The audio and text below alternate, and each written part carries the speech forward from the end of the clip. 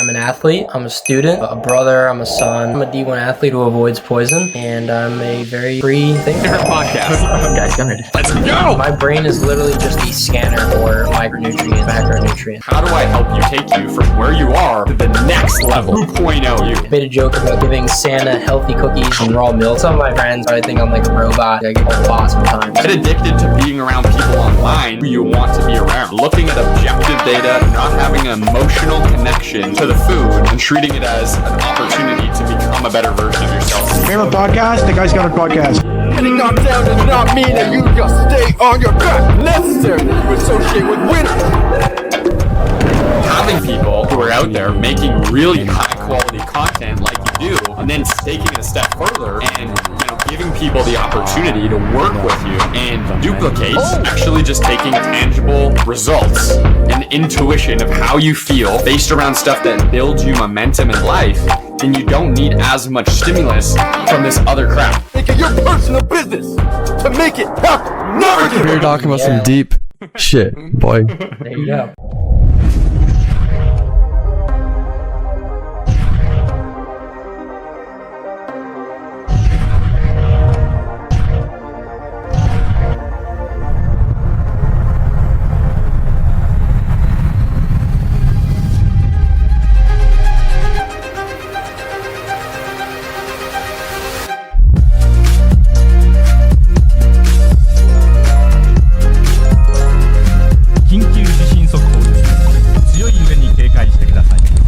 Podcast episode number 10 with Eric Shindel.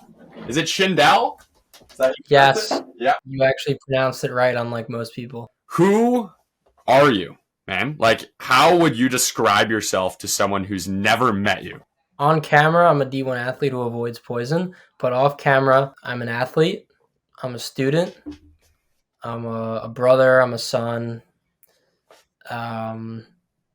and I'm a very free thinker, I'd say. I love that. I am absolutely someone who would categorize myself in the same regard. I'm super stoked to have you on. I think that we have a lot in common. Essentially, how we got connected is through Instagram, and you have a social media that's very based around peak performance, about biohacking, so like supplementation, fitness, and all of that type of thing, and how to become the best version of yourself. And I've always really resonated with that as well, too, in regards to how can each and every person figure out, okay, we have this life here. I have to live it. What are the steps I can take to become the best version of myself and to become the most fulfilled, right? And so I see your page, and you're a D1 wrestler. You're someone who takes meticulous care of their health and nutrition, and also has a lot of free thinking energy to you, right? You wouldn't be posting that type of stuff unless you made some specific decisions for your lifestyle and you went with them, right? And so in regards to you being someone who is super obsessed with peak performance, or at least that's kind of the impression that it gives off, what do you feel like you have had as far as your journey to get to where you are today in regards to health and making that the basis of your social media, your Instagram, and what is the scale that you've gotten on social media so far? Where are you at? It really comes down to just questioning things, right? Questioning how I'm living, questioning how most normal people live, questioning what we've been told is right and wrong. 2.5 years ago, freshman year of college, that summer going into sophomore year, is when I really started experimenting with this new diet and lifestyle stuff. So, you obviously got creators, big ones like Santa Cruz, Paul Saladino, those guys. I started seeing those videos, right? And of course, pretty much just like anyone else, at first I thought they were ridiculous. Videos of them in the grocery store, just knocking on cereal and stuff. And I was eating cereal at the time, cookies, cakes, you name it. I was fully crashed out on all that stuff. I was a big Domino's guy, Domino's pizza. So did that affect you when you seen those videos? How did that make you feel originally? So at first, when I first started seeing them, I was kind of like, haha, whatever, I'm just eat whatever I want. This is stupid, this is ridiculous. It doesn't matter that much.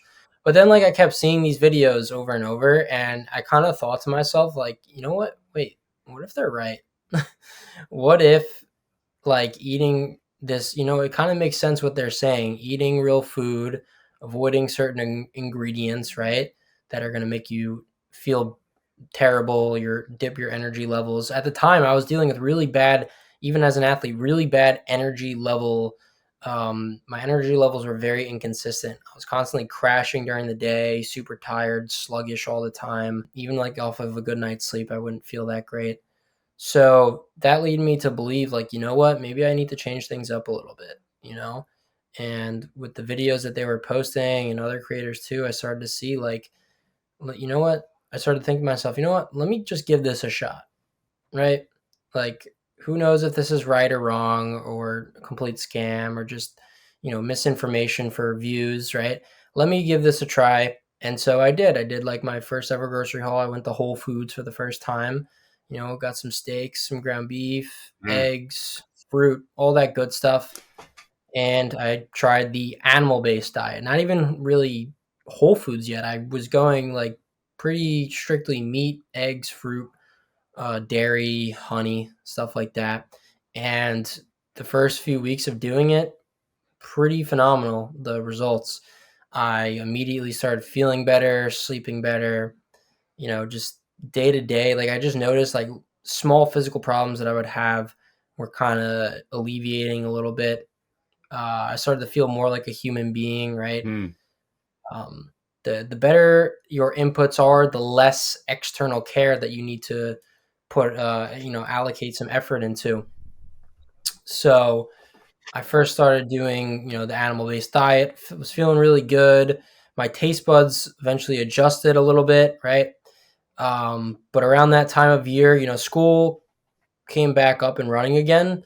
And so after that, I kind of fell off track a little bit and I went back to kind of eating, the other stuff, all the junk and whatever. I kind of fell off the diet for a bit.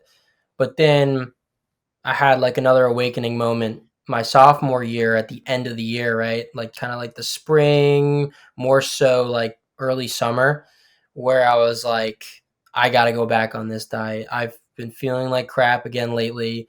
I was dealing with some really bad mindset issues in the late spring and early summer of my sophomore year, and I thought it was directly related to how my eating habits were. So I was like, you know what, I'm going back to this animal-based diet. I want to start feeling better again, looking better, performing better. So that's what I did. I stuck with it, and after a few months again of being consistent, I decided to start documenting it through social media. So my first ever video was a Whole Foods grocery haul where I got all the goods, the meat, eggs, dairy, fruits, veggies, some veggies, all that. And that's where the social media journey began. That's an awesome share to know how you got into that. When you first got into, giving it a shot, when you said you were kind of influenced by what you seen on social media and you went to Whole Foods, what did you get? Like, did you just start out and you're like, all right, everything I get is going to be completely different and the healthier version and slightly more expensive? Totally. Or did you kind of like swap a couple things that you were already basically eating with the healthier version, or how did that go? No, I did straight up completely 180 change. As soon as I walked into Whole Foods, I got all the very specific niche stuff like the grass-fed beef tallow, the grass-fed, grass-finished steaks. I made it very specific the first time I went, I'm pretty sure. All organic fruits, everything organic, grass-fed, pasture-raised, the milk, even the milk and all the dairy, grass-fed A2, stuff like that. Raw, unfiltered local honey. So I was following all the rules and got all the highest quality stuff. Even if it was like a little overboard like that, those very first few weeks. And to be honest, it was worth the money, I'd say. It was very expensive. I was spending a little too much money at first Obviously, nowadays I know where to find the more affordable options Mm. at different locations and whatnot. But yeah, I dropped a lot of money in the beginning, and for groceries, and it was worth it. I discovered the effects and the results of eating these foods primarily. So yeah, my first ever grocery hauls were very, very specific, top notch, high quality stuff only.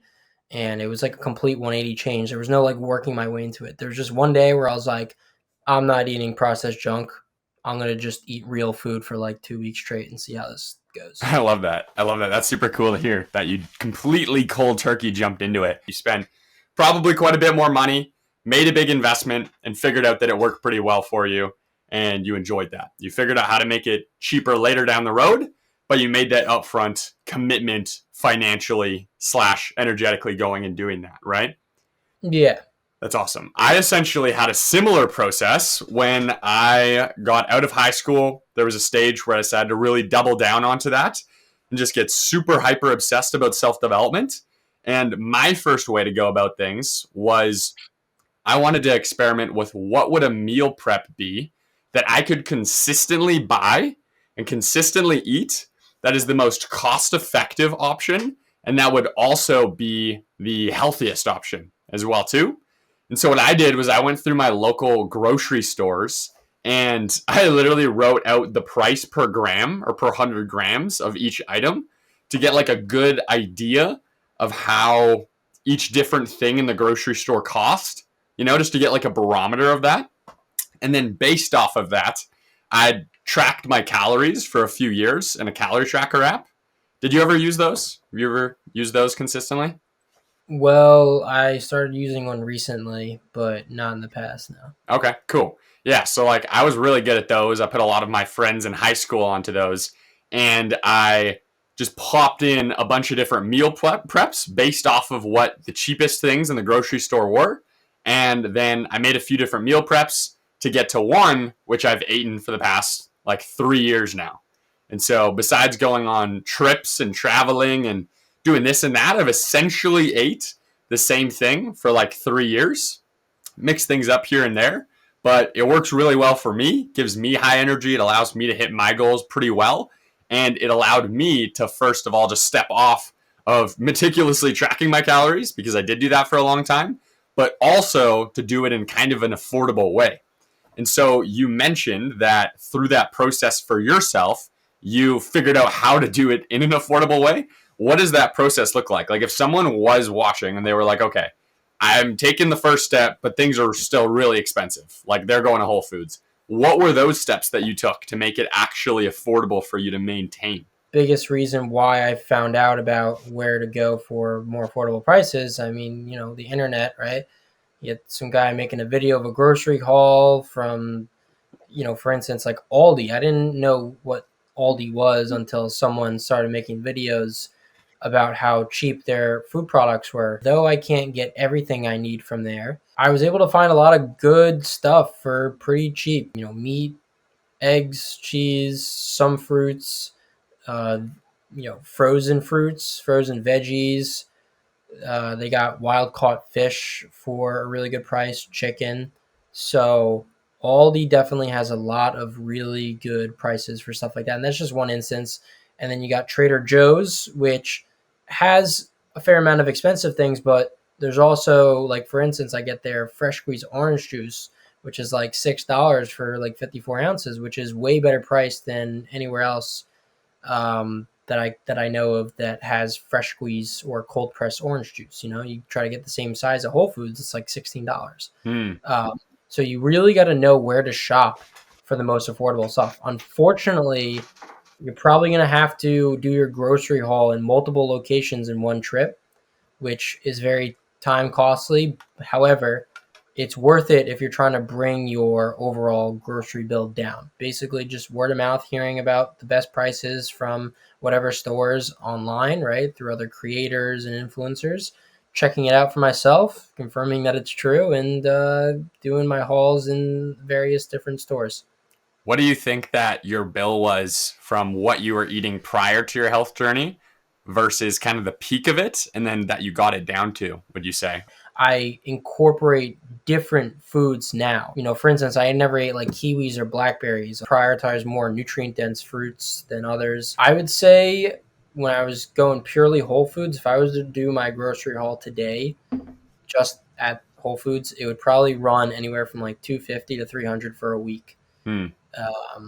But now I've brought that down to a point where I could probably manage to get an entire grocery haul for a week's worth of food, maybe like 7, 8, 9 days for just around or even a little bit under $200.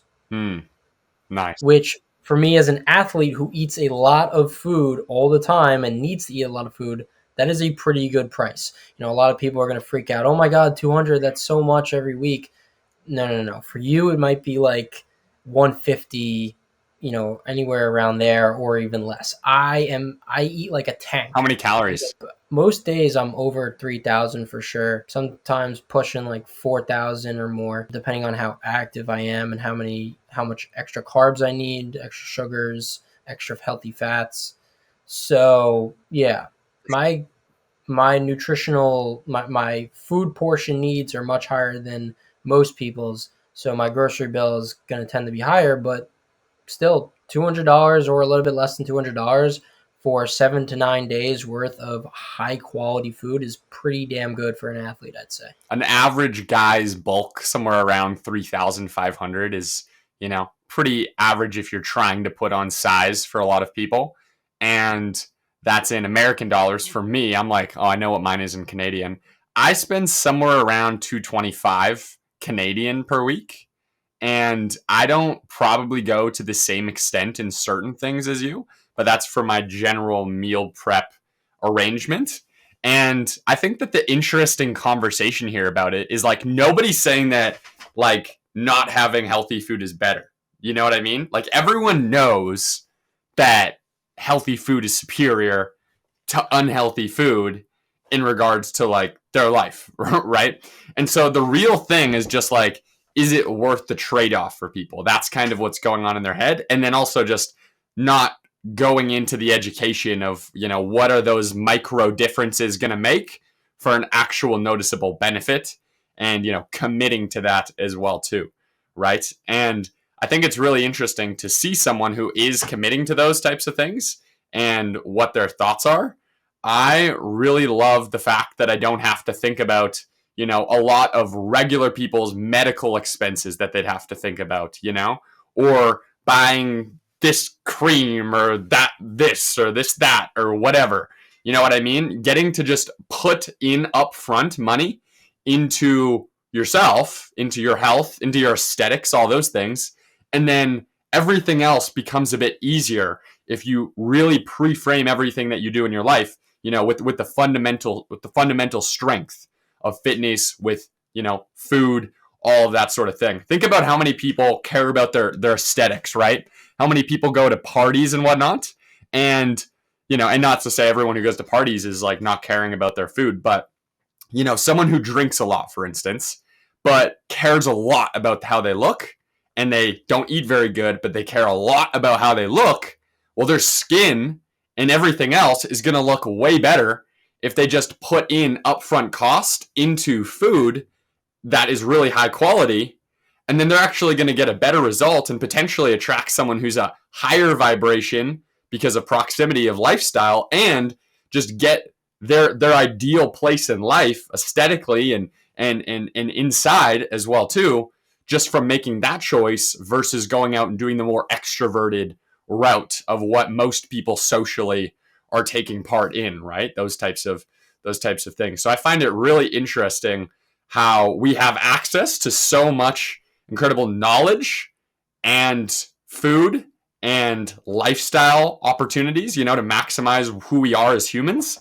And that a very small percentage of people actually seen that short and actually took action and went to Whole Foods and made it happen, tracked in an Excel sheet how much things cost and committed to that meal prep, etc. Right? And so I think that it's going to be really exciting. And I'm curious if you have a perspective on this too, like to see in the next 5, 10, 20, 30 years, what people end up looking like and being like in regards to peak performance on the one side, people who have access to this knowledge and are taking action on it are going to have an extremely optimized life, and then there's going to be people who indulge maximally.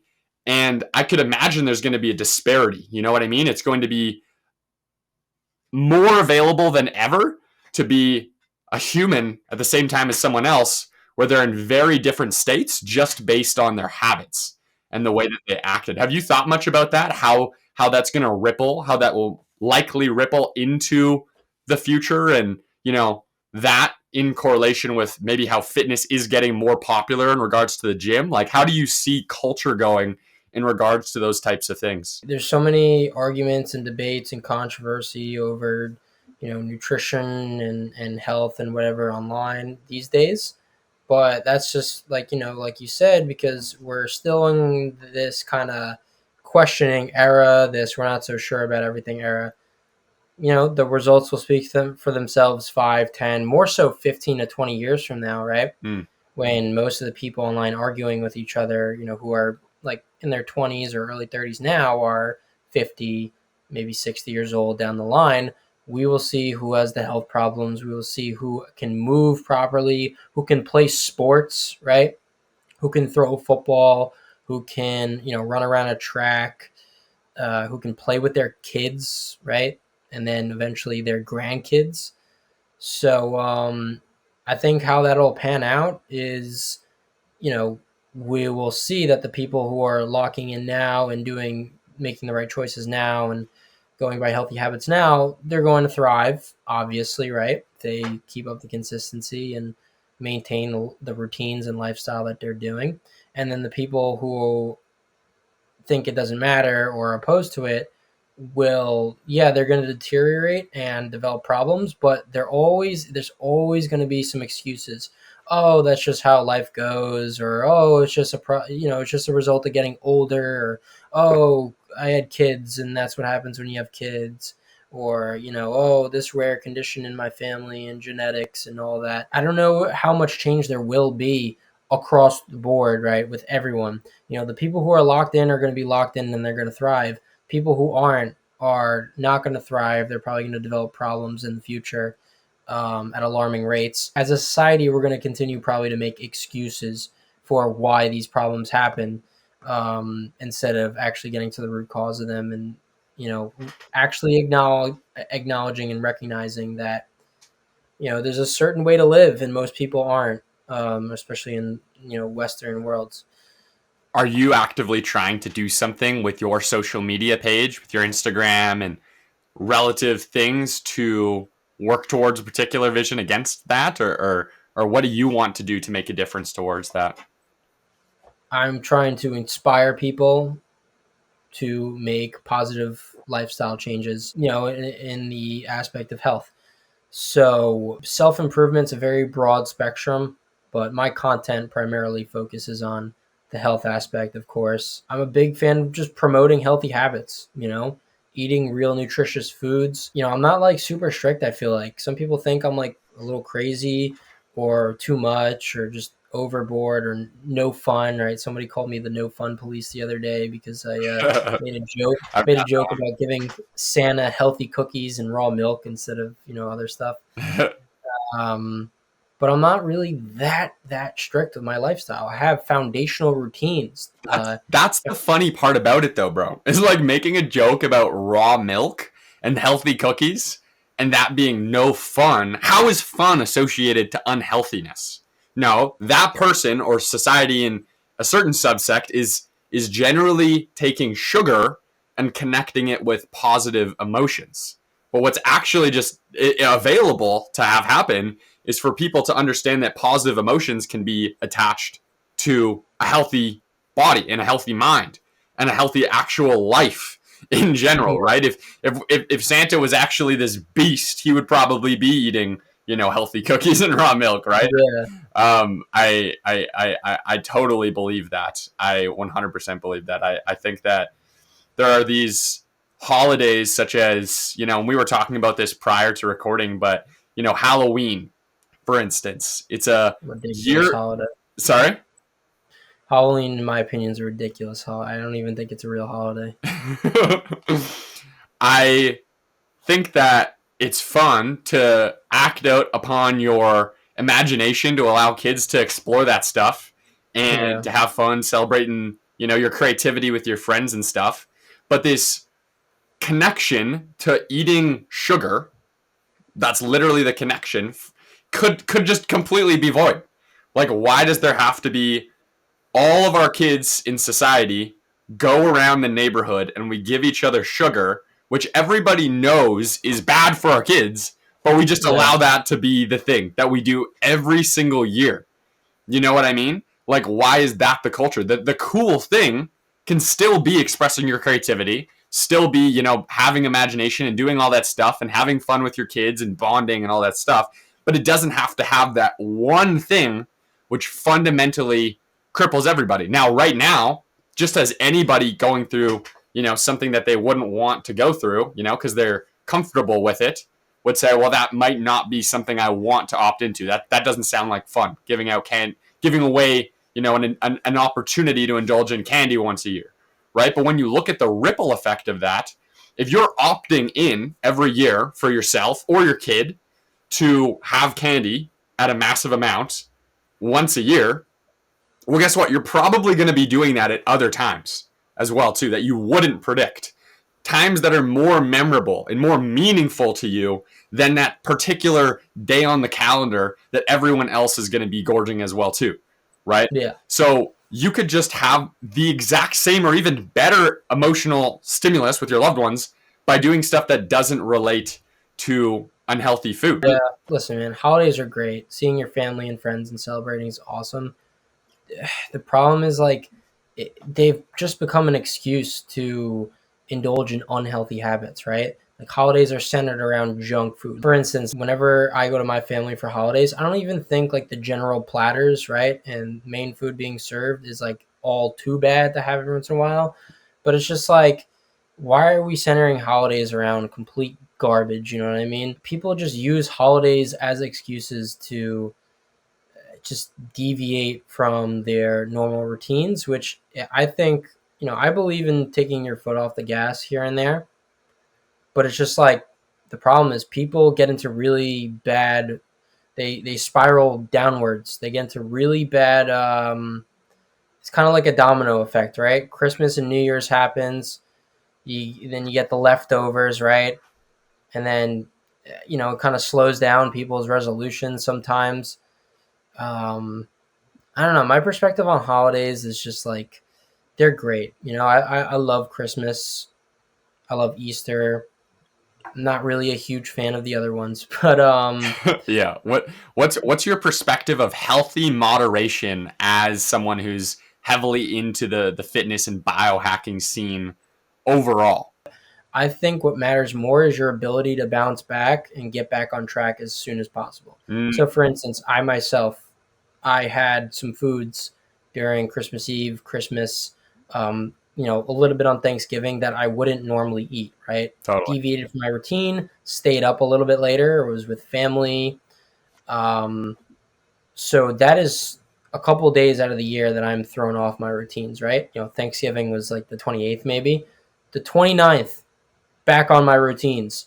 December 26th, day after Christmas, back on my routines.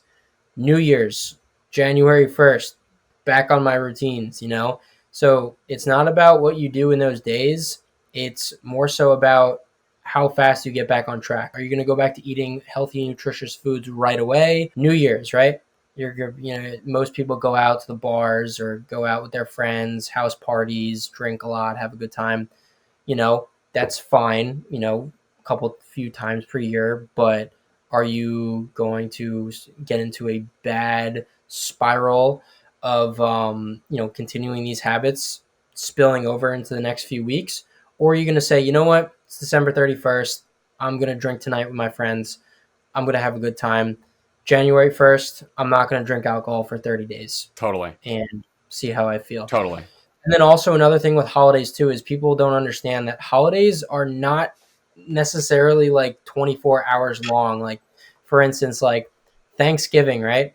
One meal. Thanksgiving is mostly one meal, and I guess one dessert, one time frame for dessert, right? What you do in those other hours of the day on holidays matters. I'm a big believer in celebrate holidays when it's time to celebrate the holidays. But on Thanksgiving morning, Thanksgiving early afternoon, you should be eating clean, nutritious whole foods. You should be getting your workout in, right? Getting a sweat in before the big feast later. Christmas Eve, I was wrestling in the morning and I was eating all my normal foods up until the point to where family came, and then whatever food was there was there. Um, New Year's, for instance, like normal day for me, I'll probably, see some friends or whatever later at that night and hang around. I'm not going to be drinking alcohol. We're in wrestling season, obviously, so I'm on a very strict no alcohol policy for myself, even though I am 21 and can if I want to. But yeah, I think like with holidays, man, you just got to be smart about it. A few hours of one day every once in a while of maybe in a slight indulgence or, crashing out a little bit, that's not going to ruin you. A few hours of, garbage, junk foods, and maybe a night of bad sleep, that is not going to ruin your entire health journey. Which is why I'm a big believer in just getting back on track as soon as possible and preparing and balancing out your crash out with some good in the beginning of the day. So like I said, getting a workout in, eating clean until there's not so clean foods out. So yeah, that's kind of what my holiday strategy is. But I don't stress too much about having some, Italian food, Mexican food, a little bit of dessert here and there. I don't sweat it too much because I know that it's only like a few days out of the year, and I'm very good at getting back on track. I also do think that sometimes you need to remind yourself of why you don't eat that crap, because you go to eat it on the holidays and then you feel gross afterwards, and then your sleep quality is worse, and then you're in the bathroom the next day suffering. So sometimes it is important to remind yourself, oh yeah, this is why I don't like to eat this crap, and I'd much rather eat a steak, blueberries, avocado, stuff like that. Totally. I have so many points. That was a lot of really good stuff. I had like 4 or 5 points that I could have branched that off of. One thing that I thought was really important was just like getting excited about healthy compounding things, right? So like if you have more stimulus based around stuff that builds you momentum in life, then you don't need as much stimulus from this other crap or this other stuff that is also fun, but it's not moving the needle, right? So like, for instance, I got these cool glasses too. You've been wearing these glasses for a long time. Only people who are in the biohacking or, self-development community would probably know that these block blue light / even more light that are harmful / not useful for your eyes taking in anyway. And it, helps with a bunch of different bodily processes. Anyhow, I bought these for my whole family. That was like one of the gifts I got for Christmas, right? So like I made my process of Christmas, okay, how can I help my family become healthier, become happier, do something cool that they actually think is exciting and neat, but that also is moving the needle for us all to make us a more productive, effective family unit. You know what I mean? Same thing with all of these, events that are fun that aren't healthy for you, like partying or whatever. Like I had a party for some people like a few weeks ago, a Christmas party, and I did pong with supplements. And I thought that is pretty cool because I've always loved beer pong. I'm really good at beer pong, and it's really fun and it's relaxing, and it's like kind of it's like a, warm thing for me. Like I feel safe when I just set up a game of beer pong and have people over, and then people are just having a good time, facilitating experience type of thing. But it doesn't have to be something that's moving people in the wrong direction, that makes people forget about their goals and objectives. Instead, at least if I have some like BioSteel electrolytes, it's moving them, as a net neutral or slightly up, you know what I mean? At the very least. And I would much prefer to be kind of in my own lane, but making people a better version of themselves, because that makes me just more unique in general. That makes me have, more of an impact on the people around me, and they appreciate that more. And it's where we all want to be. It's just me having compassion for those people's higher selves. You know what I mean? Like if you're allowing someone that you love or appreciate, talk about a Christmas party, it's all the people who you'd only really want to be around to just go and do things that they aren't becoming a better version of themselves by doing. Then like, what are you doing? Like, is that really being a good friend? It's kind of like telling someone the honest truth, in the right way to help them get where they want to go. This makes me think about other social media creators in this space. There's someone named Jesse James West. Do you know of that guy? That creator? Probably have heard of him. Yeah, I think I've heard of him. He's a fitness creator. And it just made me think about how I once watched a video where it was all about like bodybuilders go to a college party. And he was 22 in the video. And he was making fun essentially of the situation where he would go to a party and drink and spend his time doing that versus what he's doing, which is addicted to stimulus of compounding his business, his body, building good relationships, all of that sort of stuff, right? And so not everyone has to do that, but it's open to you if you've ever had any insecurity about how you look, about how much energy that you have, about how much money that you have, because energy compounds into money and energy compounds into relationships and the people that you vibrate on the same, level as. You know what I mean? All of those things are fundamental. So it's like nobody doesn't want to be healthier. You know what I mean? And so that's where I think that culture has this really exciting opportunity to capitalize, we have the opportunity as people growing up in this time, and no matter what age you are, to double down into health and into using technology and, our resources to get into the best place we could ever get into throughout all of history. It's a really exciting time in all of that regard. And in my perspective, for the side of how to address holidays, I love the perspective like Mr. Beast has, for instance, in regards to a podcast I watched where he said, I always just, assume that my competition isn't going to be working on Christmas. And so I'm going to figure out how to work on Christmas or this or that, right? And so it's like, it depends how intense you want to go with, whatever area of your life. But if you understand that if you just opt in on a day, and it's not that difficult, it's just kind of this mundane choice that you make, then you're going to be significantly beating the competition more every time that you do that. And it's going to seem magical to the people who can't get the result that you're getting. And they're going to be like, how did you do it? How did you do it? How did you do it? I respect you so much. That's so awesome. And you're going to say, I was just being consistent. I was just doing the thing. It's not magical. And it's the same thing for every area of your life. You know what I mean? It's the same thing for anything that anybody wants to get. And so if you're a person who has goals in general, consistency, discipline, all of these things, diet is the perfect way to get one of the most, the highest ROIs of anything you could compound. And it's going to translate into all the other areas of your life. Right. So yeah. I'm super passionate about that stuff because it's not stimulating to eat less stimulating food, but what it takes to get to a place where you're doing that consistently showcases what kind of an individual you are, what you really got in your soul to be able to understand that and to accept that for a trade-off of things down the line as well too. Right. And so I love that topic for sure. And you're also a D1 athlete, as we talked about. You do sports in a pretty full-on way. And when you were younger, were you a bit of a skinnier kid or a bigger kid? Very, very small. Like, always the smallest in the grade, notoriously, like, a very small kid. Okay, nice. I was kind of the opposite. I was a chubbier kid when I was younger. So it's kind of interesting having both perspectives there of how one goes from one place to the other.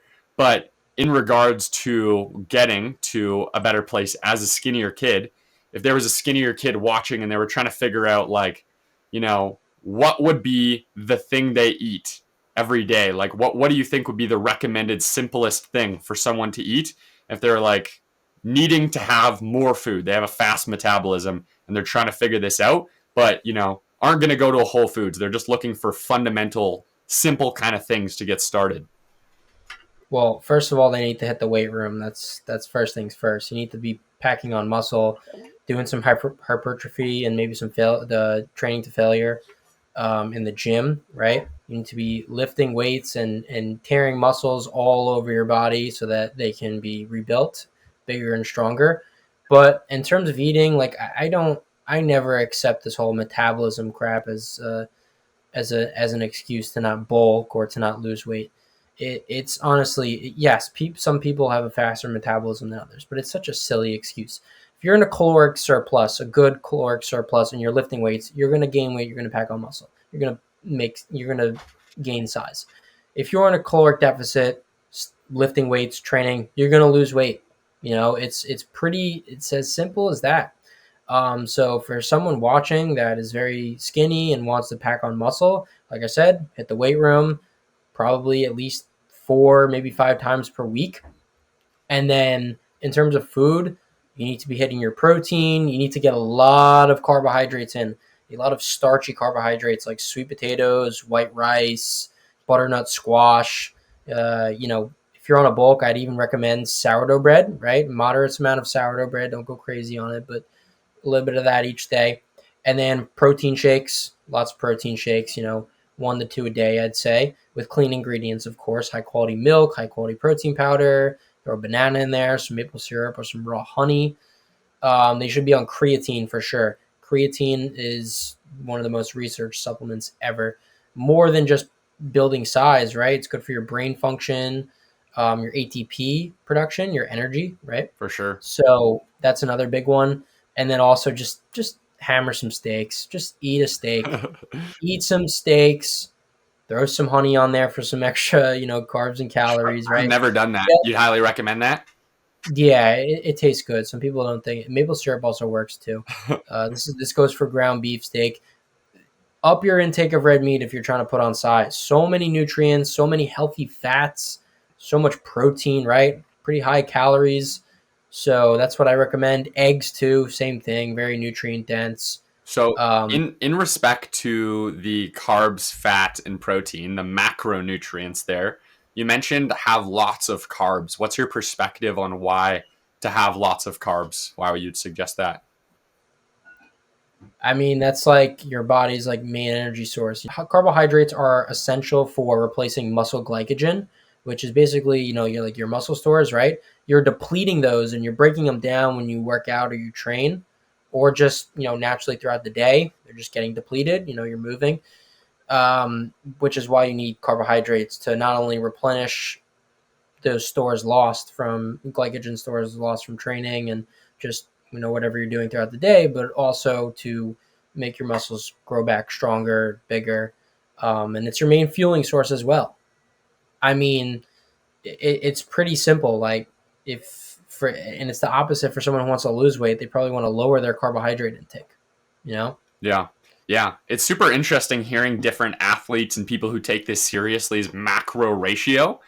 For people who don't pay super close attention to that stuff, carbs, fats, and proteins are the 3 different like core variables of, what's going to comprise the calories you intake, right? So protein powder, pure protein, essentially, right? Steak or egg whites, is like very high protein type thing. That's going to have more of a recovery nature to it because of branched chain amino acids, BCAAs. If you've ever been to a supplement store, you're going to be seeing BCAAs on the shelves, and there's going to be essentially amino acids in there, which is inside of high protein, foods as well too. You get the same thing. And so on one side of things, there's protein, which is usually what most people need to focus on from what I've kind of talked to people about, because I've had 4 years experience managing a supplement store. And so I've had those types of conversations a lot.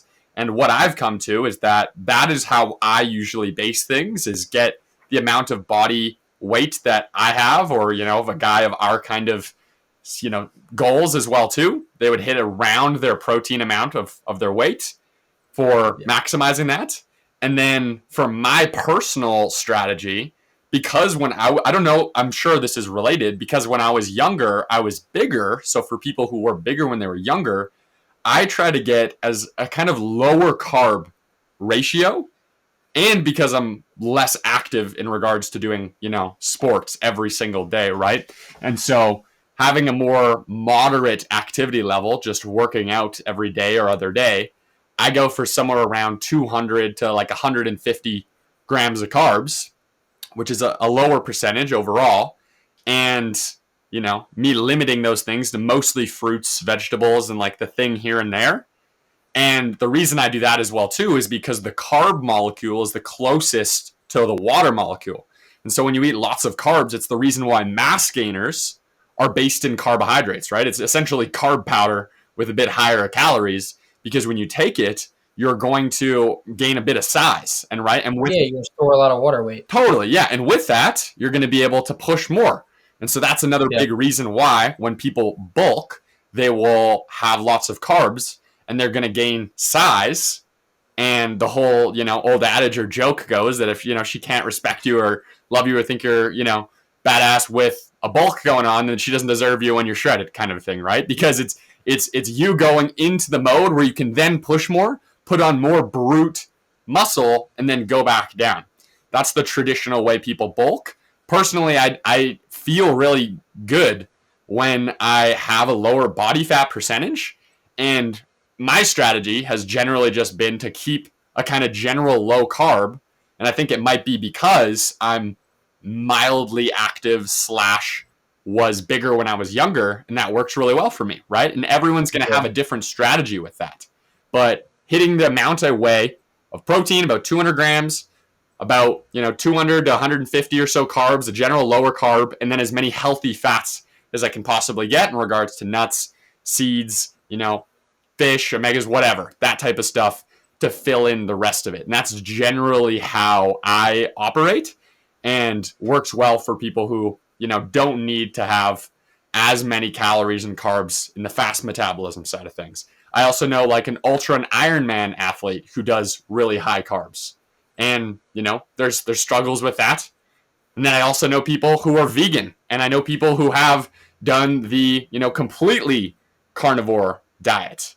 And different people have been able to make different things work, right? You can go online and find a successful person in any style of diet, essentially. But it's basically about who you are, what your lifestyle is, and base biology, and what you want to get out of that, which can make it really confusing for a lot of people, for sure, right? But the most important thing, if you are confused or trying to figure out something, is just general clean food is always a net positive. And I'd be curious to kind of hear how your mind works in regards to this, if it kind of has the same sort of thought process as mine. But when I think about food or decisions to move my needle a little further, I think about net positives or net negatives. I use that word a lot, that analogy, where it's like, is this moving me in a general net positive way, a positive way overall? Is this a good decision I'm making? Or is this kind of neutral / negative? You know what I mean? And so like, for a good example is like protein powder with sucralose. It's like sucralose. Okay, I'm kind of confused by it. I don't know what necessarily it's going to do in the body. It's probably not good at all. It's an unequivocal net negative, but it's kind of a small net negative if that means I'm going to get a bunch of high quality protein in my diet, right? And so overall, that protein powder is a pretty solid net positive. Even better if there was no sweetener. But if that means that it's sweet enough for me to actually consistently eat it, then there we freaking go. You know what I mean?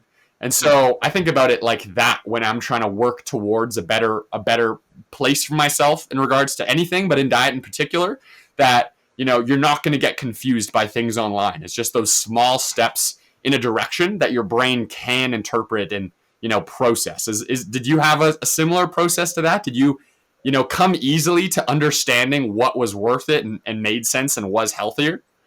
Yeah, so I've gotten to the point now where every time I think about eating a food or food's in front of me or just my perspective on food in general, just my brain is literally just a scanner for micronutrients and macronutrients. I literally, when I see foods right on the table or cooking or in the fridge, it registers in my brain as this nutrient, that nutrient, this amount of carbs. I'm the exact same way. This, literally, like, I don't when I open up the fridge, I don't see ground beef, sweet potato, kiwis. I see high quality protein, loads of B vitamins. I see vitamin A and potassium, vitamin K1, vitamin E, vitamin C, starchy carbohydrates down there, natural sugars up there. You know, I literally I just see micro and macronutrients when I open up my fridge. Mostly micros, but literally like my brain just in my head it just registers. The food just registers as fueling sources, right? 100%. And different uh different benefits. Where did you Like learn that from? Where did you get the majority of your education on that from? I thought you meant the perspective. The perspective I just developed on my own, right? That's just me in my head processing food, my perspective on food and processing it a certain way. But the in terms of the education, well, first of all, obviously the internet is free, right? You can look anything up. But Mm, where that ties to is, you know, I typically get my information from like just like most people from online. You know, in the health space, it's typically from other creators. Now, before whoever's watching this jumps the gun and says, "Oh, you know, you can't just get your information from influencers and whatever. It's not a good source." I listen, I hear information from online, from various platforms, TikTok, Instagram, other creators that I believe to be smarter than myself. But I don't just go on and believe that, right? I obviously punch it into a search engine. I look into it. I look at some studies, right? The best studies or different various kinds of studies. I'll ask AI sometimes too. Um, and so I have like different methods of confirming whether I believe information is true. The first part of that funnel is word of mouth, right? From other influencers, creators, scientists online, content, right? Plug it into a search engine, look at research, right? But then there's also confirming it with experiments on myself, right? So if I ate ground beef, if I ate meat and fruit and I felt like crap after eating it, I'd probably stop eating it, right? Even if I heard online, oh, benefits of eating this stuff, if I went to eat it and it made me feel terrible, I wouldn't eat it anymore, right? 100%. If I ate processed junk food and I felt amazing and my blood work was perfect, I'd probably continue eating processed junk food, because at that point it would probably be good for me. Facts. But Speaking into, facts, like actually just taking tangible results and intuition of how you feel, being aware, exactly, observant of what's actually going on and putting it into play, looking at objective data, not having an emotional connection to the food and treating it as an opportunity to become a better version of yourself, to experience yeah, more happiness and positive emotions and results that you want to get. Right? I totally agree. It's kind of like when you talk about the attachment that you have to food and what kind of processing you go through in what you choose to eat. I think about it in the sense of I am going to eat something that I'm going to experiment with. I'm going to try everything at least once, understand what's available, what's out there. I went and tried every vegetable that I didn't know. I looked up recipes and tried to make them when I was in that kind of experimental phase of things. And I just tried to understand, okay, now I'm somebody who's eaten, that type of, thing before. I didn't even know what it was, and now I understand what a plantain is and tastes like, it's not just a weird crunchy banana, and so building this understanding of how things are allows you to, opt into that just by trying it. You kind of understand what you enjoy. That gives you more options to fulfill, what you're going to become, but also exploring a ton of different perspectives is like the way to go. That's how you get past that rebuttal of, well, you shouldn't listen to someone online because anyone online can get a viral hit and then, now it's fact, even though there's no legitimacy to it.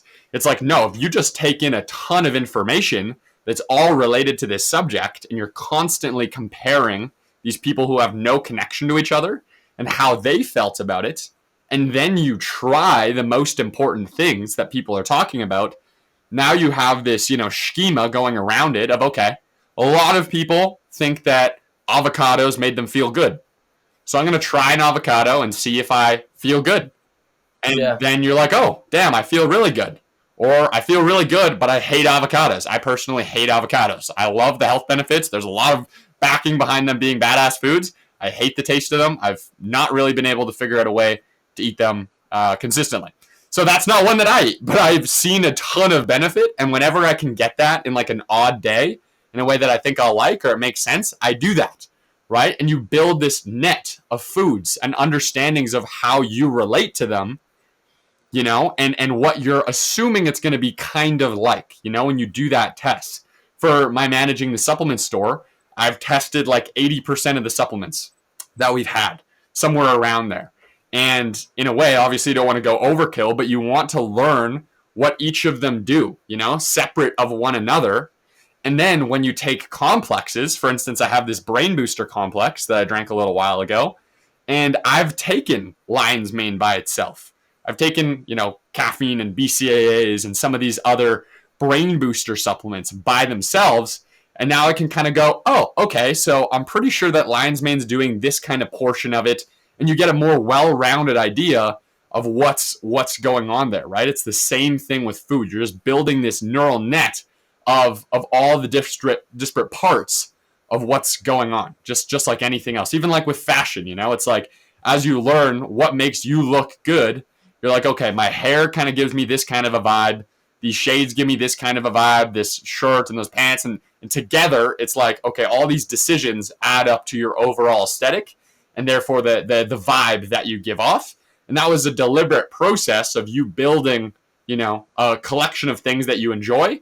And then you chose on how to express yourself, right? But it's just on the internal side. It's on a side that, you know, you're not getting immediate social, you know, confliction about. Nobody's complaining that you ate potato chips or whatever it is, you know, like on a general basis versus people just thinking you look bad versus look good. Yeah. So I love that, man. I think that it's super important for people to understand that, you know, these glasses, maybe not literally, but kind of figuratively in regards to the people who would wear them, are analyzing things extremely carefully and paying attention to what's going on around them, right? How things are affecting them and how they're going to relate to that, you know, making the upfront commitment now to be able to, you know, have a good foundation of things down the road, connect to one another who are, you know, interested in these longevity type things. You know, if you care about socializing, and this is something I'll ask you as well too, as someone who is are you in like a fraternity or anything like that? No, just the wrestling team. Okay, cool. And you're in a university. Which university do you go to? Hofstra University. Cool. So it's like a pretty big university, I imagine. Hey, like there's lots of people who go there? No, not really. It's kind of small. Okay, cool. It's not like crazy small, but it's you know, definitely nowhere near like a state school or something. Yeah, I live in a small town. There's like 4,000 people in my town and like 50,000 people around the relative area. So it's probably massive compared to my areas. But yeah, probably. I mean, yeah. I think there's like 11,000 total people that attend. Okay. Yeah. That makes sense. Cool. Yeah, and I definitely know, for instance, that I'm socially influenced. I think that I figured that out in my kind of monk mode phase of my life after I graduated high school, where I was like, okay, I'm kind of addicted to hanging out with people. You know, I was addicted personally to vaping. I was the guy with the massive box mod who was blowing clouds everywhere every 2 seconds.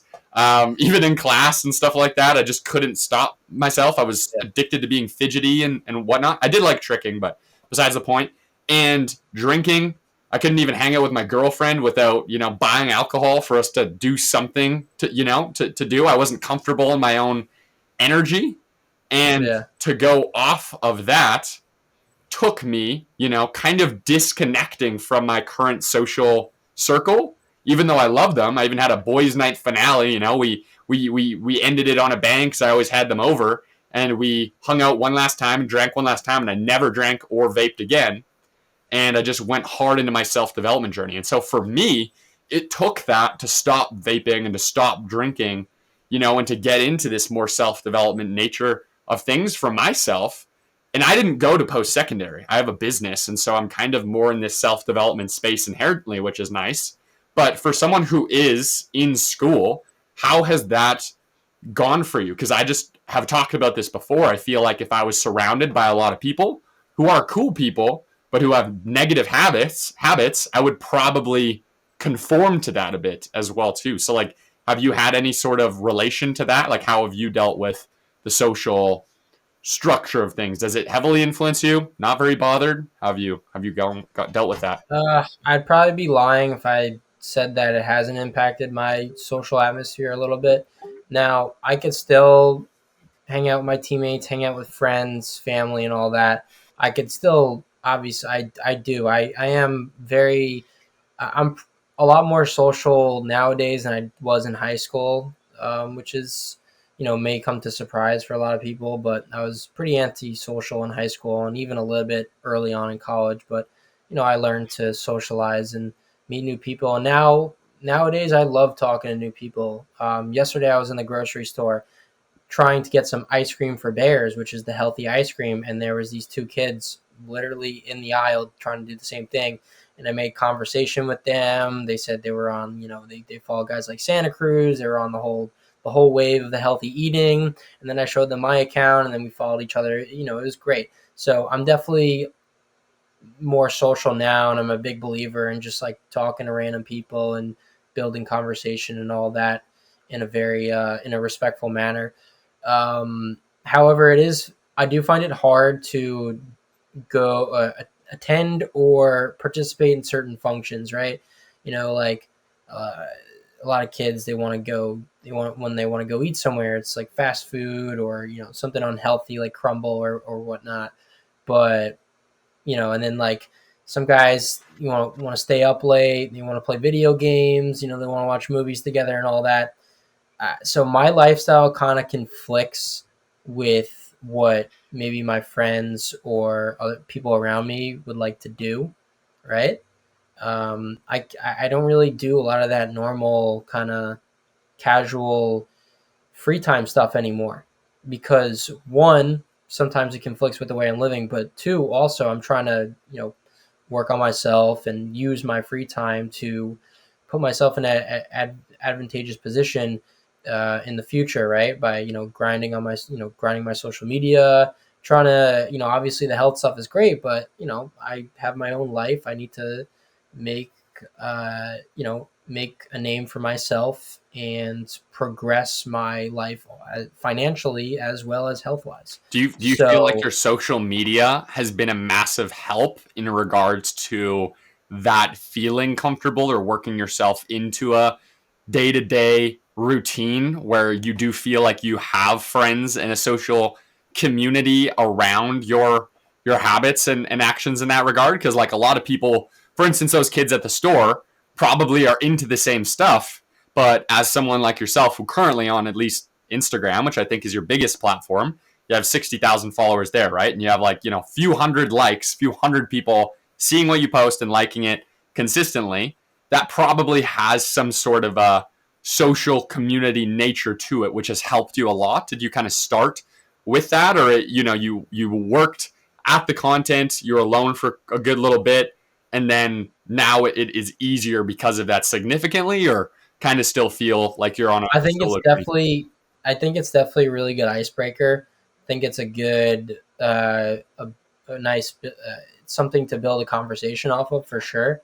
Um, and not even just and it's not usually because of like the social media and the followers and whatever, right? It's more so just like your lifestyle's interesting, man. Like the healthy eating, the sleep and all that, it matters, and it's good stuff. I ran into a friend today while driving to my workout, and we had a conversation about that stuff as well. He's I haven't seen him in a while, but he's seen my content, and we were just chopping it up a bit. And he said that what you post is good stuff, and so yeah, I think it's definitely a good icebreaker and a conversation builder. However, I can also have conversations that are not just health based and social media. Like I'm not a robot. Some people probably think like based off my videos, and even some of my friends probably think I'm like a robot or very like, the term now is a bot. Like I get called a bot sometimes. Really? I'm not. Just I'm because not you really talk about like. health a lot on your social media and people perceive you like that in real life. Is that what you mean? Yeah, like a bot who's just like so like strict minded and only cares about health and wellness. No, I can have conversations about all sorts of things. Um, I just live a certain way. That's all, and then I document it online. Totally. Health and wellness is not literally my entire life. Like I can. What's an example of another thing you can have a conversation about passionately to prove you're not a bot? I don't know anything anyone wants to talk about, man. I don't go out of my way to have stupid, meaningless conversations, but um, I will engage in if I'm chopping it up with someone, whether it's a friend, a stranger in the supermarket, or whoever. I'm not just talking about health and wellness. I'm willing to conversate about other things as well, because life is more than just like how you eat and sleep. That stuff's very, very important too. But I also think it's also you should also be able to kind of hear people out for what they're interested in and learn more about them and what they like. For sure. So For sure. that I've become a lot more socially intelligent, I'd say, over the last like year or so. So that area of my life has definitely social media. I'd say not directly, but I'd say indirectly has kind of helped that. But yeah, no, I still do. I still live kind of like a normal kid as well. Like I'll go out with my friends and I'll go to events and stuff, and I obviously don't neglect my family. I go to family functions and everything. So I still do normal things. I'll go out here and there, in the off season. Um, I'm just very, very smart and particular about how I'm spending my time, and everything is coordinated, planned, and I'm very easily able to get back on track if there's any deviation from my normal routines. Totally, So totally. And I love the bot thing. That's a super funny concept. I feel yeah, like when I got really hardcore into things, I was mostly solo and I was just super focused on, listening to audiobooks, reading books, journaling, doing the stuff. And I wasn't really surrounded by many people besides, people that I ran into from that path because my circumstance allowed me to be solo and I didn't go to post secondary.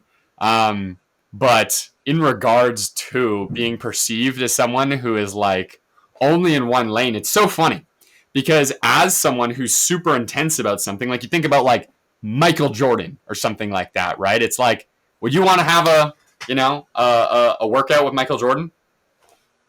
Why not? yeah, You'd probably yeah, think that's pretty sick, right? I bet anybody would say yes to that. Like, there's no reason, for whichever reason, someone would want to do that because it's cool. Why?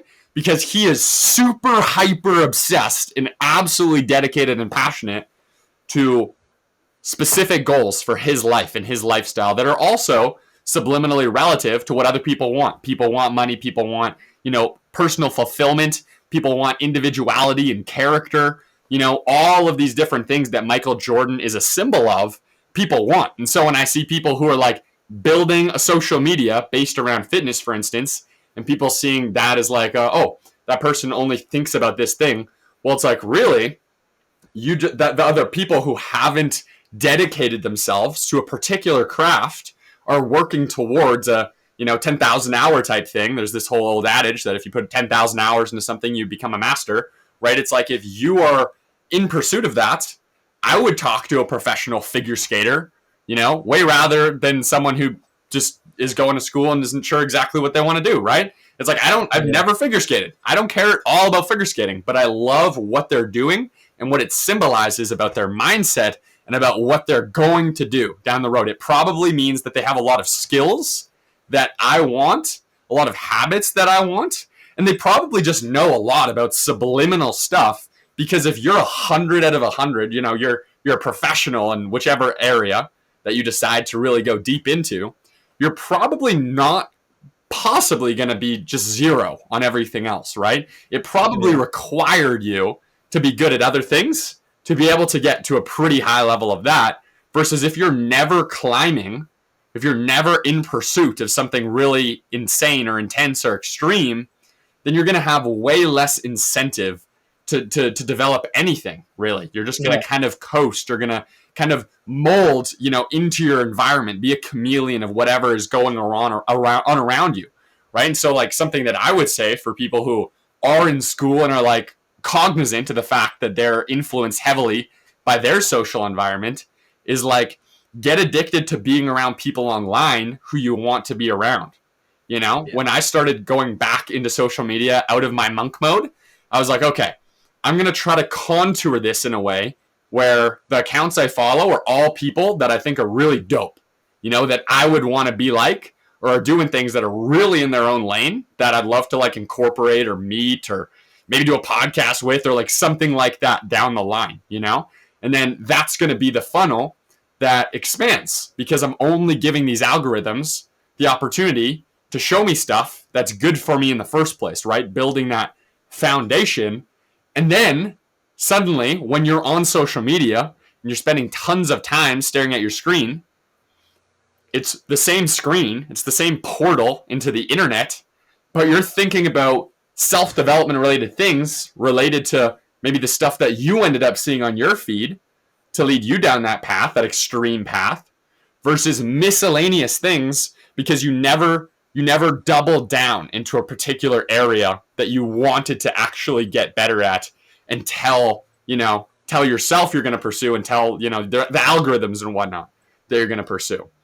So I think that's a super cool point, right? Is like building this environment online for yourself to do that. And one of the last things I kind of wanted to touch on before we wrap up is the personal brand.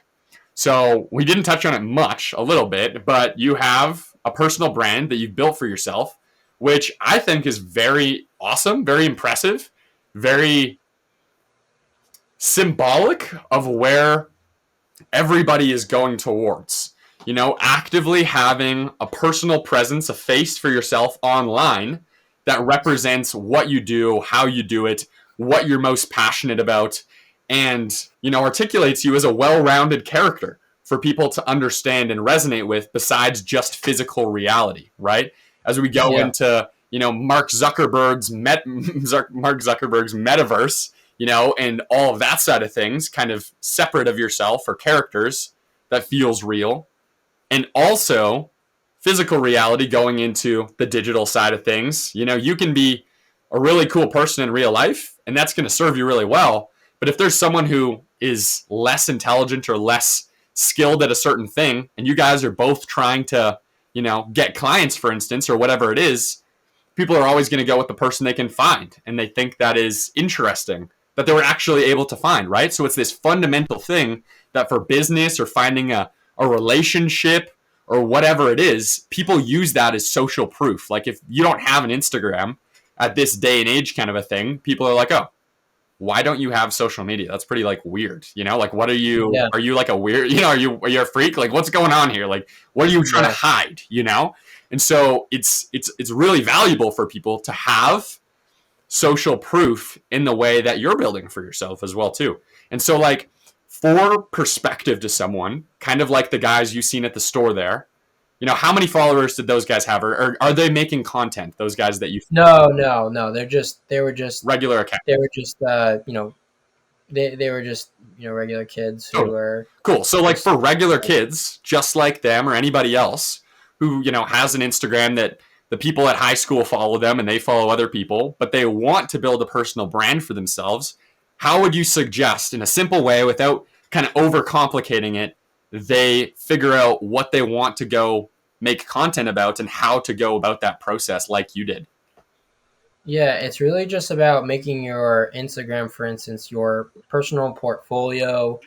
If you got to say to yourself in your head, if someone of very high significance or importance were to judge me based on my Instagram profile, what would I want it to look like? This could be a job interviewer, potential business partner, a potential brand. For some kids, it's like, a girl, right? How do they want to look for them? So your Instagram presence and your profile is means a lot, as much as a lot of people want to say, oh, it's just social media, it doesn't matter if you're not into social media, who cares? No, it matters. We're in a digital world these days, and no matter what you're into, whether it's health and wellness, business, fashion, any sort of niche, right? Even if you're not involved in a niche or creating content, you should be presenting yourself and highlighting yourself in a very presentable and reasonable way online, where it's like, you have a good profile picture, you have a couple good posts that, show what you look like, what your interests are, what you're into. You have your story highlights, which you can kind of showcase people, your hobbies and all that. Important people are going to judge you on what your Instagram profile looks like. This isn't like, I'm not saying this to impress your friends. I'm saying like, if you're trying to be something in this world, or if you're trying to get a job or work with a brand, work with a business partner, you need to have a good social media presence. And I think it's really with Instagram. TikTok is whatever, right? You post whatever on TikTok and other platforms, but Instagram specifically is the big one, where it's the easiest, I'd say, the simplest to develop a reasonable, well presented portfolio of yourself, to where anybody can learn about who you are, not too much, but learn about who you are to a certain extent based off of looking at your profile.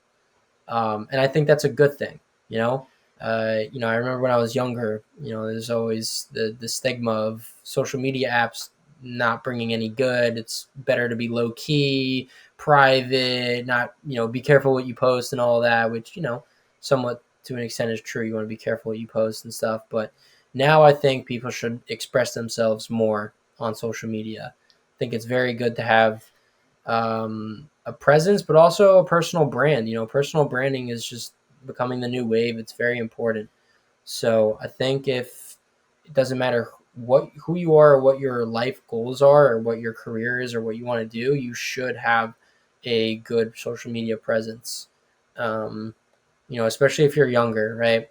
20s, late teens, 30s, 40s. If you're old, if you're watching this and you're like 80 years old, you probably don't need it. Dude, nah, he has the most potential to go viral. There you go.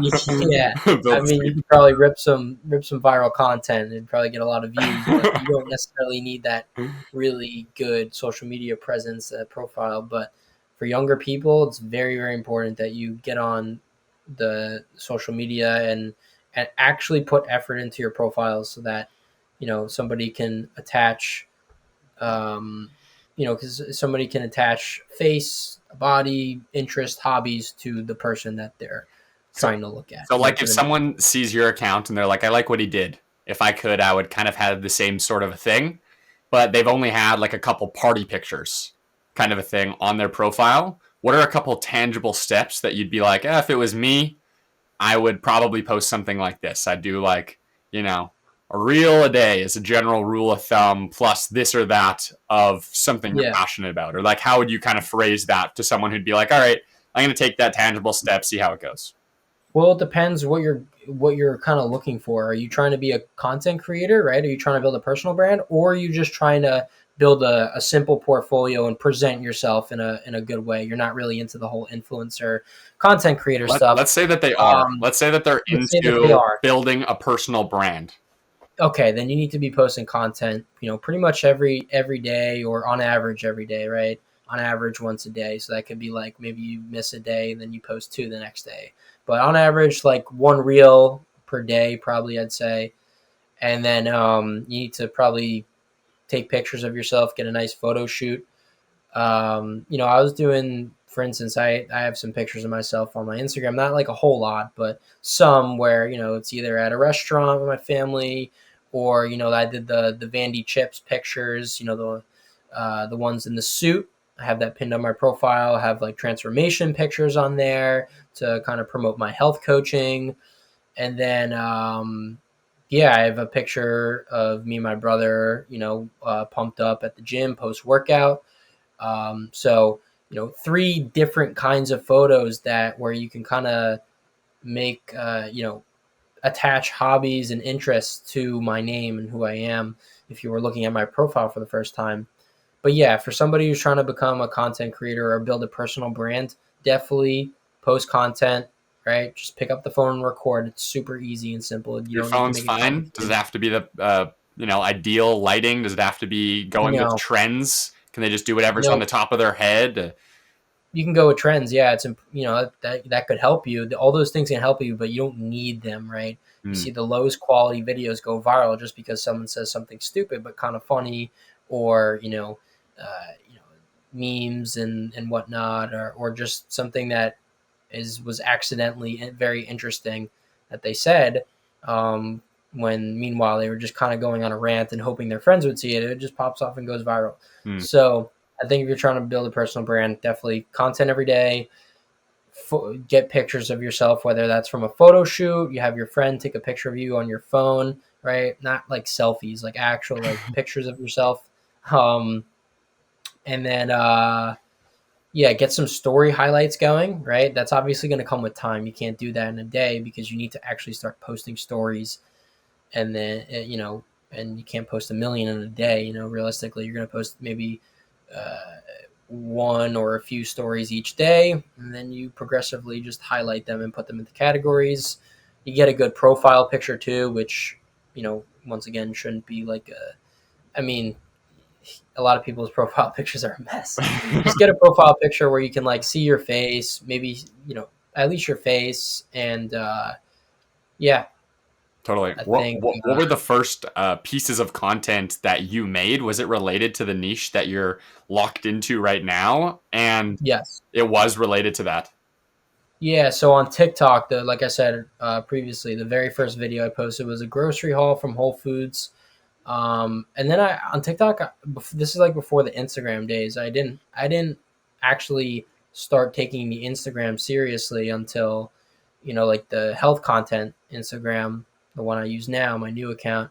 I didn't start taking that seriously until like March. That's really when it started getting its first spurt of growth. So I kind how of long was has like, that been then? So it's been just over like a year and a half then or something like that? no, like this past March. Past March. Gotcha. So like Yeah, 8 months, so it's been about somewhere around there. it's January. been about like 9 months since like I've been doing growing on Instagram. TikTok though was my original. I started on TikTok. I would post a lot of slideshows, right? Everything I ate today is a D1 athlete, breakfast, lunch, dinner, dessert, Mm. supplements, my top whatever favorite supplements. So, or I would make it like supplements I regret taking, and which is obviously satire, and then it would be like the supplements with all their benefits on Mm. a slideshow. So I would rip a lot of slideshows. I'd rip a lot of cap cut videos of me yapping and saying what's good and what's bad and what I'm eating today and all that. And So you know, you said you got in about 8 months or so your 60,000 followers on Instagram, somewhere around there. Is that right? about 9 months, I'd Or say. 9 months.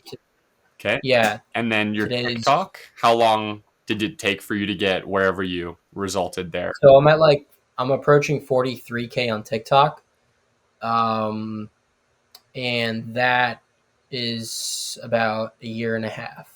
Okay. Interesting. Cool. About a year and a half on TikTok and about 9 months on Instagram.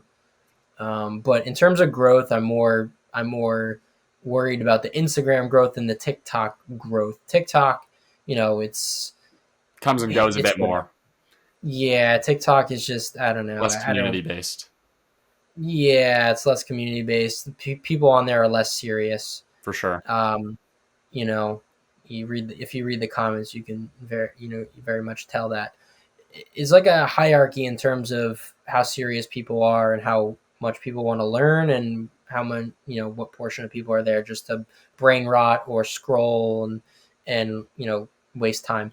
TikTok is obviously the lowest of the low, most unserious people, mostly younger kids. Obviously Instagram, you get a lot of clowns on there too, but you also get more people who are serious, more for me, for my health coaching, more potential clients, right? Mm. More potential consumers of products that I really support, obviously, and then people that want to learn, people that actually value my content and then reach out to me, ask questions here and there. And then you got YouTube, which I haven't really kickstarted too much yet. I have some content on YouTube, just uploaded shorts and stuff, and I have my my big video that explains like my coaching program on there as well. But yeah, I'll be getting YouTube going hopefully sometime this winter. YouTube is really where people who want to learn are, you know. For sure. 100%. Typically, if you have a video that's an informative video, right, not for solely for entertainment, if people are watching your informative video or your short, they're typically there to learn. They probably searched up a question or a topic and your video popped up, and they're there to get some valuable insight and education. So YouTube is going to have the most serious people. But yeah, I think it's definitely a hierarchy when it comes to what kinds of people are on what kind of social media apps. Do you know many creators who started in the niche that they're majoring in or that they're taking very seriously? Do you know many people who are like, yeah, the first time I started creating content seriously, it led into what I wanted to scale? Or do you kind of come into meeting people who also have social medias who tended to try things prior to knowing what it is they wanted to do? Because I'd imagine a lot of people are like, I don't know what I wanted to scale. Maybe I do, you know, what Eric's doing, but I don't even know if I'd want to do that long term. But I'm trying to start somewhere, you know, with my content type stuff. Like, I mean, most people I know of online have been pretty set about what they want to do, and they know like what kind of content they're trying to post. They typically not necessarily have a plan, but they kind of like know what they're interested in and want to post about. I haven't really met a lot of people who like switch up topics completely or niches too often. Typically people are consistent with what they're trying to do. Cool. Yeah. I would say from my perspective of things, like I definitely went through a lot of phases where I've always been cognizant of the fact that I am a good communicator / want to communicate. And I'm passionate about a lot of different things, right? It's like in respect of having one thing that you focus super hard on is like, I was also aware of like, I don't want to, you know, be someone who's just only one thing. I want to be, you know, adept at lots of different things. I love the concept of holistic self-development. And I feel like a lot of people probably have that similar sort of thought when thinking about content, especially if they've never posted anything before, you know, and anything that they post scares them. You know, like I remember the first time I posted content, it was like an Omegle video. And I was asking people deep questions. It was like a deep podcast concept, but on a video chat site. And I was like, I have no idea if asking people about like past lives is going to be like a crazy, ridiculous thing that is going to, you know, make me never have a girl, you know, never have a girlfriend for the next like 3 years. I was literally at the point where when I started making content for the first time ever, which are unlisted at the moment, I was literally like, okay, I'm okay with the fact that I could be going celibate for a couple years just because of how cringy I'm willing to be so that I can get a little bit better and get more comfortable and understand who and what it is I want to do, right? And that led to me just getting experience with communicating with people, right? And I'm happy that I made that trade-off, even though I didn't know exactly what it is I wanted to do. Just creating something that's relative to the things that I know that I'm passionate about, right? And so if anyone was being like, I don't know what it is I want to do. I like health stuff, but, you know, like they said, you know, health is just a good fundamental. It's not maybe something I wanted to major in. Maybe I liked X or Y. It's just build Instagram or personal brand based off things that you would generally enjoy and just try to have fun with it / make momentum in general. Because as you make general momentum, you're going to gain more experience, you know, posts under your belt. And if you're having fun with it and are generally posting what you enjoy and you kind of put effort into thinking about why it's cool, then you're probably going to actually enjoy showing people, right? Even if it doesn't get a result or whatever it is, it's like if you just take it as a little pet project to make this cool thing you think is cool, you're going to be the mirror to attract other people who think that's cool as well too, even if it doesn't scale. Yeah. And the last thing I'll touch on, in still correlation to that, is you have a coaching business, right? So how have you sprung building social media into a part-time business, so far part-time for yourself? Like, what does that trajectory look like? Like, you have many clients that you've helped. I think in your bio, you listed some sort of relative number or something along those lines. So Yeah, so I started doing the coaching stuff like very early spring of last year. Well, this year, early spring of this year, and about April, I'd say maybe late March, I started doing that. Kind of like when the Instagram started kicking off, right? Hmm. Instagram took off a little bit, and I was like, all right, it's probably time to start, um, funneling serious people on my page to more valuable resources that I can provide them with.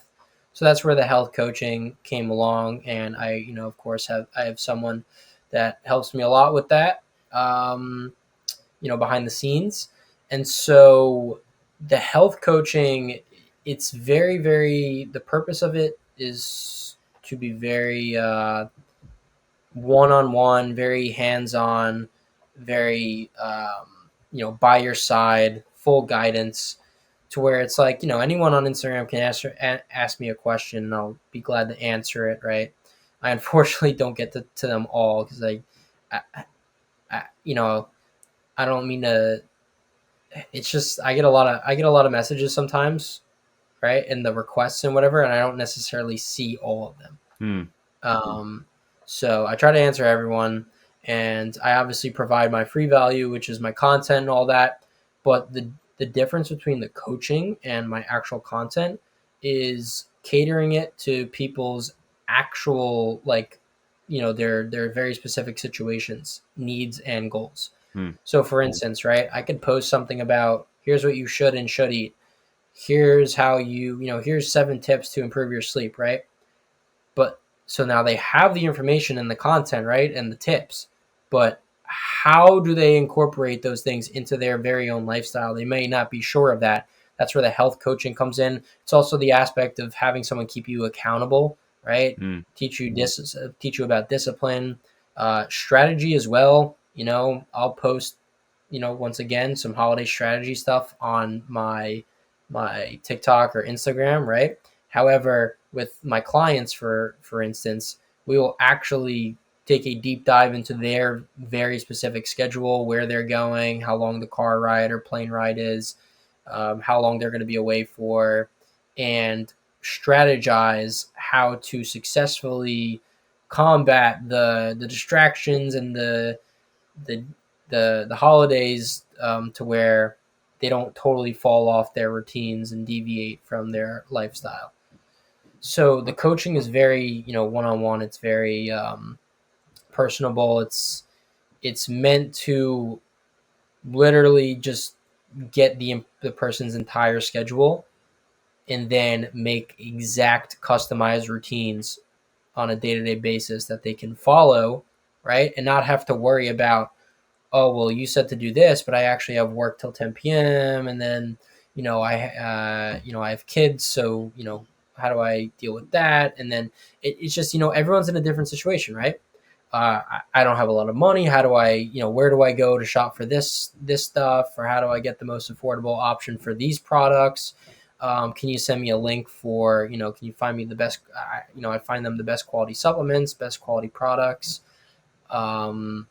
It's really like, it's very advice and guidance based, right? Constant communication, basically breaking down their entire life, and scheduling, customizing routines that will fit their schedule and their situation. I love that, dude. I Um, love that. I think that which that's a super important thing for people to be able to get access to. You know what I mean? It's kind of like similar to the whole life coaching concept, right? Is like, how do I help you take you from where you are to the next level, to yeah, 2.0 you, right? And so having people who are out there making really high quality content like you do, and then taking it a step further and, giving people the opportunity to work with you one on one and duplicate, what's in your brain and put it into their brain and their own situation, right? Use your radar that you've built throughout the past 5 years or more, or whatever, right? And put it into their circumstance. That's how you can move really quickly, right? Is for someone who wants to get results really fast. Obviously, there's no get results fast scheme, but in regards to the fastest way to do it, having someone who's done it and directly spending time with them, touching base day by day, proximity, you're the average of the 5 closest people to you. If you have Eric in your circle now, that's going to massively move you towards who you want to become if someone's already reaching out and following you, right? And so that's a really great example of how you can build a flourishing community and giving back to people, both who don't have money and people who do have some funds and want higher level results, and also, want to network a bit and make more friends and, be able to, build themselves into that community as well too. So I love that, man. I think that's so cool. And you mentioned lastly that you have someone who helps you very integrally with that. For someone who wants to, see social media as like, hey, Eric's making money with coaching people. Like, what does that person help you with? Like, I'd imagine it was kind of like, okay, I have this brand. How can I capitalize on that? Does someone help you with like structuring the offer and that sort of thing? All the behind the scenes stuff. I haven't even touched 2 years yet. I've been on TikTok for a year and a half. I haven't even been on Instagram for a year.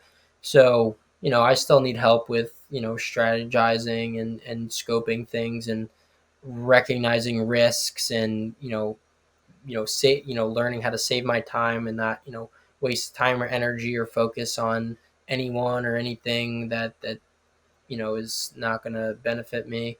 Especially with dealing with people, you got all sorts of people on the internet that you got to deal with when it comes to business and relations and all that. So, all the behind the scenes stuff, just making sure that I'm in the right direction and finding, developing systems to help me progress my personal brand as well as develop my content and, keep inspiring people and providing more and more value.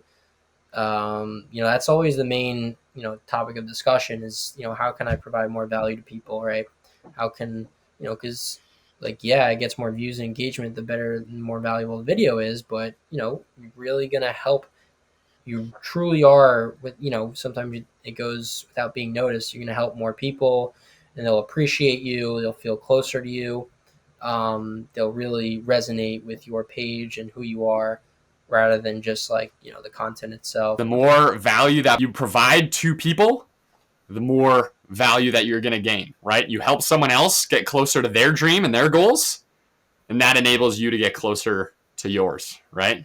That's badass, man. I love that. And before we end off, I have this thing that I've been doing for every guest that I'd love to do with you. Have you ever heard of something called tarot before? Tarot, no. So there's essentially this deck of cards that has photos on them, and they all represent different kind of energy.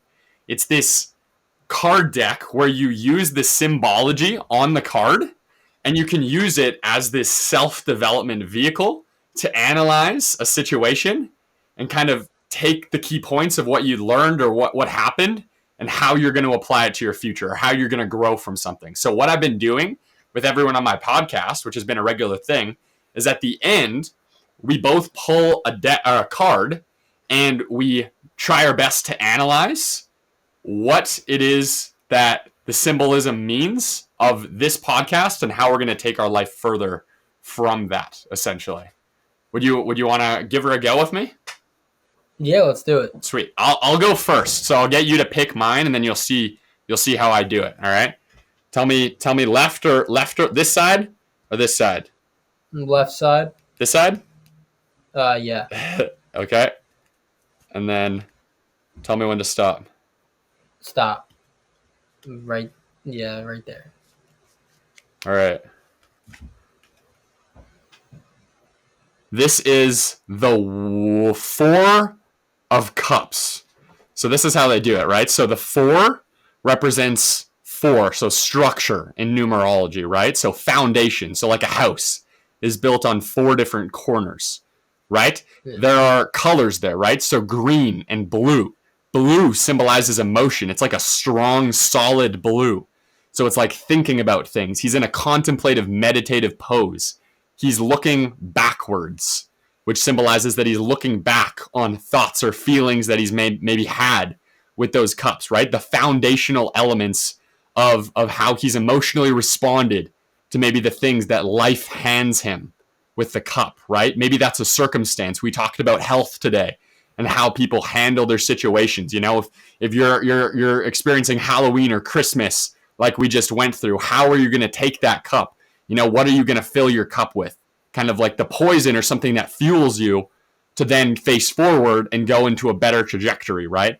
It's this contemplative process. So when I think about this call representing for people that they have the opportunity now after listening to this to think about what they've experienced, you know, over the past month of Christmas, or, you know, in their past year as the year comes to a wrap up, and how they've dealt with the situations, what they filled their cup with, you know, and how they're going about their life, right? 3 down here. 3 symbolizes creativity and events and joviality and fun and stuff like that. So like, how are they taking that cup? Are they using it as fuel and then going into interactions where they fuel themselves with even more, you know, fuel, and then go off and do incredible things? Or are they filling it with something kind of subpar, you know, pop or beer or whatever, and they have these as the same thing, and then maybe they're still at this tree, or maybe they go a little less far, but they had more fun here, right? But one way or the other, it's a symbol of taking account for where they've been, how they've dealt with situations that are handed to them, and where they can go. Kind of fun, eh? Very cool.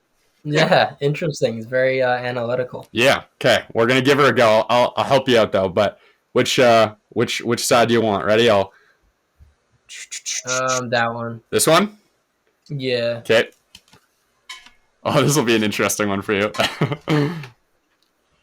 All right. So it's a 5 of. Is that 5? Yeah, it's a 5 of cups. So what do you see in this imagery? Oh my god. So 3 of them are lying down, 2 are standing up. I don't know what that dude is or who he is, but the 3 cups may Oh, I don't know. For anyone who's listening to this in an audio version, essentially Eric's card is a guy in a black robe, like Darth Vader style, and he's facing backwards, and there's 3 cups. They're actually pouring out red and green goo, like, or blood or whatever. And there's a river behind him and a town behind him, and in front of him there's a bridge and 2 other cups that are standing up.